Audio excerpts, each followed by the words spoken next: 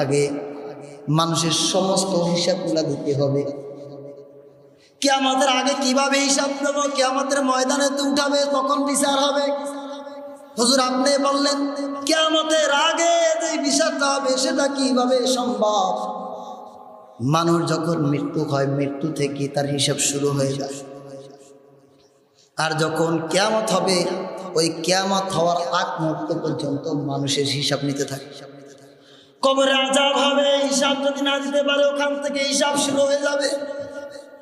এমন কঠিন হিসাব হবে, মানুষ যা কখনো কল্পনা করে না, কল্পনার বাইরে ওই হিসাবগুলা মানুষ দিতে পারবে না।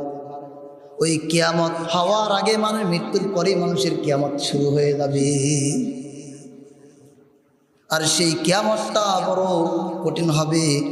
ওহুম ফি গাফলাতিন মুরিদুন, আর মানুষ উদাসীনতার সাথে গাফেল রয়েছে। এই মৃত্যুর পরে যে হিসাব হবে, হিসাব না দিতে পারলে যে আযাব হবে, এইটা মানুষের মাথার মধ্যে নাই। একটা বারো মানুষ হিসাব না করার কারণে গাফেলের মধ্যে রয়েছে, উদাসীনতায় ভুগছে।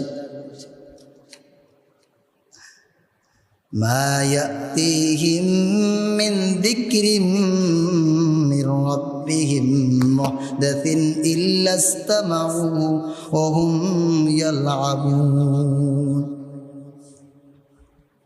তাদের নিকট নতুন যে উপদেশগুলো এসেছে তারা তা গ্রহণ না করে, নিজেরা গ্রহণ করে নাই, বরঞ্চ ঠাট্টা মশকারি করছে। এবং যখন কোরআন নাজিল হয় তখন তারা ওই সময় খেলা করে এবং ঠাট্টা তামাশা করে এই কোরআনের আয়াতকে নিয়ে। লাহিয়াতান কুলুবুহুম, তাদের কলবটা মরে গেছে, কলবটা নষ্ট হয়ে গেছে, কলবটার জিন্দা নাই। ওয়াসাররুন নাজওয়াল্লাযী জালামু, আর জালেমরা গোপনে গোপনে তারা পরামর্শ করে, জানে এই কালাম এমন একটি কালাম, মুসলমানের কাছে যদি এই কালামকে তিলাওয়াত করা হয় মানুষ কখনো বলতে পারবে না এত মধুর। যখন নাজিল হইতো, নাজিলের আয়াতগুলো শুনে শুনে পাগল হয়ে অনেক কাফের পর্যন্ত মুসলমান হয়ে যেত।